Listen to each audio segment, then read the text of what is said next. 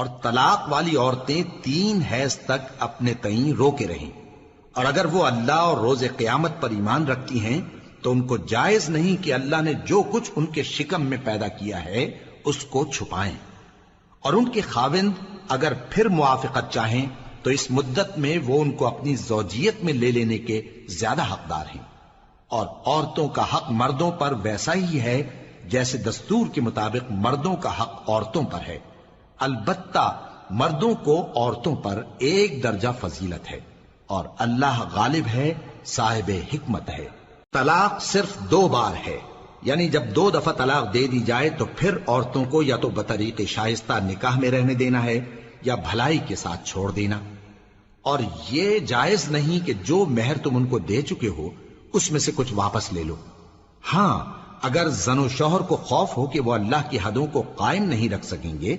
تو اگر عورت خاوند کے ہاتھ سے رہائی پانے کے بدلے میں کچھ دے ڈالے تو دونوں پر کچھ گناہ نہیں۔ یہ اللہ کی مقرر کی ہوئی حدیں ہیں، ان سے باہر نہ نکلنا، اور جو لوگ اللہ کی حدوں سے باہر نکل جائیں گے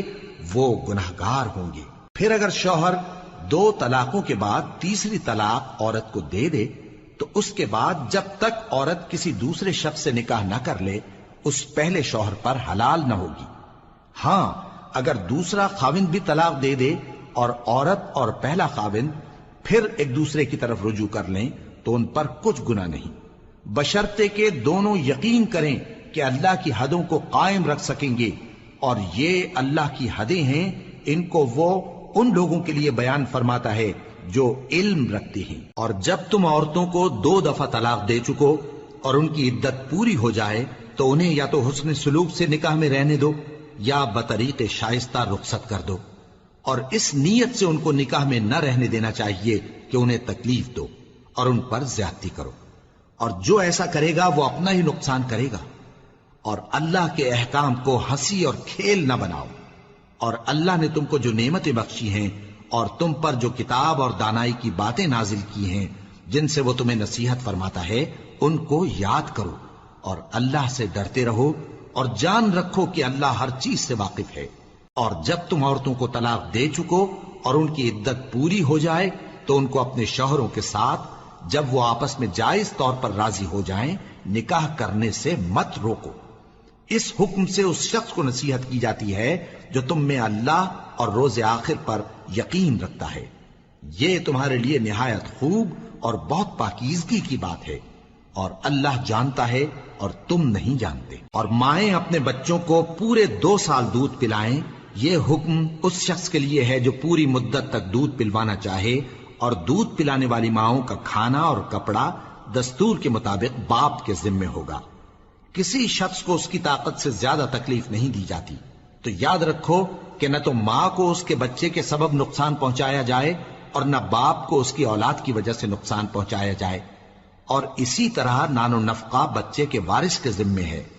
اور اگر دونوں یعنی ماں باپ آپس کی رضامندی اور صلاح سے بچے کا دودھ چھڑانا چاہیں تو ان پر کچھ گناہ نہیں، اور اگر تم اپنی اولاد کو دودھ پلوانا چاہو تو تم پر کچھ گناہ نہیں، بشرطے کہ تم دودھ پلانے والیوں کو دستور کے مطابق ان کا حق جو تم نے دینا کیا تھا دے دو، اور اللہ سے ڈرتے رہو، اور جان رکھو کہ جو کچھ تم کرتے ہو اللہ اس کو دیکھ رہا ہے۔ اور جو لوگ تم میں سے مر جائیں اور عورتیں چھوڑ جائیں تو وہ عورتیں 4 مہینے اور 10 دن اپنے آپ کو روکے رہیں، اور جب یہ عدت پوری کر چکیں اور اپنے حق میں پسندیدہ کام یعنی نکاح کر لیں تو تم پر کچھ گناہ نہیں، اور اللہ تمہارے سب کاموں سے واقف ہے۔ اگر تم اشارے کنائے میں عورتوں کو نکاح کا پیغام بھیجو یا نکاح کی خواہش کو اپنے دلوں میں مخفی رکھو تو تم پر کچھ گناہ نہیں، اللہ کو معلوم ہے کہ تم ان سے نکاح کا ذکر کرو گے، مگر ایام عدت میں اس کے سوا کے دستور کے مطابق کوئی بات کہہ دو، پوشیدہ طور پر ان سے قول و قرار نہ کرنا، اور جب تک عدت پوری نہ ہو لے نکاح کا پختہ ارادہ نہ کرنا، اور جان رکھو کہ جو کچھ تمہارے دلوں میں ہے اللہ کو سب معلوم ہے، تو اس سے ڈرتے رہو، اور جان رکھو کہ اللہ بخشنے والا ہے، حلم والا ہے۔ اور اگر تم عورتوں کو ان کے پاس جانے یا ان کا مہر مقرر کرنے سے پہلے طلاق دے دو تو تم پر کچھ گناہ نہیں، ہاں ان کو دستور کے مطابق کچھ خرچ ضرور دو، یعنی مقدور والا اپنے مقدور کے مطابق دے اور تنگ دست اپنی حیثیت کے مطابق۔ نیک لوگوں پر یہ ایک طرح کا حق ہے، اور اگر تم عورتوں کو ان کے پاس جانے سے پہلے طلاق دے دو لیکن مہر مقرر کر چکے ہو تو آدھا مہر دینا ہوگا۔ ہاں، اگر عورتیں مہر بخش دیں یا مرد جن کے ہاتھ میں عقد نکاح ہے اپنا حق چھوڑ دیں اور پورا مہر دے دیں تو ان کو اختیار ہے۔ اور اگر تم مرد لوگ ہی اپنا حق چھوڑ دو تو یہ پرہیزگاری کی بات ہے، اور آپس میں بھلائی کرنے کو فراموش نہ کرنا۔ کچھ شک نہیں کہ اللہ تمہارے سب کاموں کو دیکھ رہا ہے۔ مسلمانوں، سب نمازیں خصوصاً بیچ کی نماز یعنی نماز عصر پورے اہتمام کے ساتھ ادا کرتے رہو اور اللہ کے آگے ادب سے کھڑے رہا کرو۔ پھر اگر تم خوف کی حالت میں ہو تو پیادے یا سوار جس حال میں ہو نماز پڑھ لو۔ پھر جب امن و اطمینان ہو جائے تو جس طریق سے اللہ نے تم کو سکھایا ہے جو تم پہلے نہیں جانتے تھے، اللہ کو یاد کرو۔ اور جو لوگ تم میں سے مر جائیں اور عورتیں چھوڑ جائیں وہ اپنی عورتوں کے حق میں وصیت کر جائیں کہ ان کو 1 سال تک خرچ دیا جائے اور گھر سے نہ نکالی جائیں۔ ہاں، اگر وہ خود گھر سے چلی جائیں اور اپنے حق میں پسندیدہ کام یعنی نکاح کر لیں تو تم پر کچھ گناہ نہیں، اور اللہ زبردست ہے، حکمت والا ہے۔ اور مطلقہ عورتوں کو بھی دستور کے مطابق نان و نفقہ دینا چاہیے، پرہیزگاروں پر یہ بھی حق ہے۔ اسی طرح اللہ اپنے احکام تمہارے لیے بیان فرماتا ہے تاکہ تم سمجھو۔ بھلا تم نے ان لوگوں کو نہیں دیکھا جو شمار میں ہزاروں ہی تھے اور موت کے ڈر سے اپنے گھروں سے نکل بھاگے تھے؟ تو اللہ نے ان کو حکم دیا کہ مر جاؤ، پھر ان کو زندہ بھی کر دیا۔ کچھ شک نہیں کہ اللہ لوگوں پر مہربانی رکھتا ہے، لیکن اکثر لوگ شکر نہیں کرتے۔ اور مسلمانوں، اللہ کی راہ میں جہاد کرو اور جان رکھو کہ اللہ سب کچھ سنتا ہے، سب کچھ جانتا ہے۔ کون ہے کہ اللہ کو قرض حسنہ دے کہ وہ اس کے بدلے اس کو کئی گنا زیادہ دے گا؟ اور اللہ ہی روزی کو تنگ کرتا اور وہی اسے کشادہ کرتا ہے، اور تم اسی کی طرف لوٹ کر جاؤ گے۔ بھلا تم نے بنی اسرائیل کی ایک جماعت کو نہیں دیکھا جس نے موسیٰ کے بعد اپنے پیغمبر سے کہا کہ آپ ہمارے لیے ایک بادشاہ مقرر کر دیں تاکہ ہم اللہ کی راہ میں جہاد کریں؟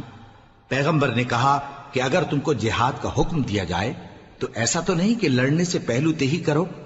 وہ کہنے لگے کہ ہم اللہ کی راہ میں کیوں نہ لڑیں گے جبکہ ہم وطن سے خارج اور بال بچوں سے جدا کر دیے گئے۔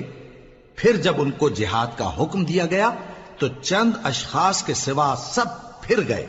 اور اللہ ظالموں سے خوب واقف ہے۔ اور پیغمبر نے ان سے یہ بھی کہا کہ اللہ نے تم پر طالوت کو بادشاہ مقرر فرمایا ہے۔ وہ بولے کہ اسے ہم پر بادشاہی کا حق کیوں کر ہو سکتا ہے؟ اس سے بڑھ کر بادشاہی کے مستحق تو ہم ہیں، اور اس کے پاس تو بہت سی دولت بھی نہیں۔ پیغمبر نے کہا کہ اللہ نے اس کو تم پر فضیلت دی ہے اور بادشاہی کے لیے منتخب فرمایا ہے۔ اس نے اسے علم بھی بہت سا بخشا ہے اور تن و توش بھی بڑا عطا کیا ہے، اور اللہ کو اختیار ہے جسے چاہے بادشاہی بخشے، وہ بڑا کشائش والا ہے، دانا ہے۔ اور پیغمبر نے ان سے کہا کہ ان کی یعنی طالوت کی بادشاہی کی نشانی یہ ہے کہ تمہارے پاس وہ صندوق آئے گا جس کو فرشتے اٹھائے ہوئے ہوں گے۔ اس میں تمہارے پروردگار کی طرف سے تسلی بخشنے والی چیز ہوگی، اور کچھ اور چیزیں بھی ہوں گی جو موسیٰ اور ہارون چھوڑ گئے تھے۔ اگر تم ایمان رکھتے ہو تو یہ تمہارے لیے ایک بڑی نشانی ہے۔ غرض جب طالوت فوجیں لے کر روانہ ہوا تو اس نے ان سے کہا کہ اللہ ایک نہر سے تمہاری آزمائش کرنے والا ہے، جو شخص اس میں سے پانی پی لے گا اس کی نسبت تصور کیا جائے گا کہ وہ میرا نہیں، اور جو نہ پیے گا وہ سمجھا جائے گا کہ میرا ہے۔ ہاں، اگر کوئی ہاتھ سے چلو بھر پانی لے لے تو خیر۔ جب وہ لوگ نہر پر پہنچے تو چند آدمیوں کے سوا سب نے پانی پی لیا۔ پھر جب طالوت اور مومن لوگ جو اس کے ساتھ تھے نہر کے پار ہو گئے تو کہنے لگے کہ آج ہم میں جالوت اور اس کے لشکر سے مقابلہ کرنے کی طاقت نہیں۔ جو لوگ یقین رکھتے تھے کہ ان کو اللہ کے روبرو حاضر ہونا ہے وہ کہنے لگے کہ بسا اوقات تھوڑی سی جماعت نے اللہ کے حکم سے بڑی جماعت پر فتح حاصل کی ہے، اور اللہ ثابت قدم رہنے والوں کے ساتھ ہے۔ اور جب وہ لوگ جالوت اور اس کے لشکر کے مقابل میں آئے تو اللہ سے دعا کی کہ اے پروردگار، ہم پر صبر کے دہانے کھول دے اور ہمیں لڑائی میں ثابت قدم رکھ اور لشکر کفار پر فتح یاب کر۔ تو طالوت کی فوج نے اللہ کے حکم سے ان کو شکست دے دی،